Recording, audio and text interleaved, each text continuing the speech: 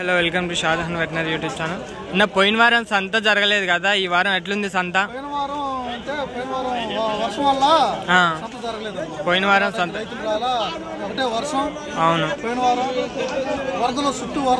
అవును గేదెలు ఎటు నుంచి రావడం అవ్వలేదు. ఈ వారం ఎలా ఉందన్న సంత? మందే ఉంది. ఎలా ఉంది? ఏ ఏ కాస్ట్లలో ఉన్నాయి? అవును, తరిపి గేదెలు ఎక్కువ వచ్చాయా? అన్ని పచ్చి గేదెలు. అవును, ఈ రైనింగ్ సీజన్ లో ఏమన్నా రేట్లు డౌన్ అయ్యాయా లేదా? ఏమన్నా డౌన్ గానే ఉన్నాయి.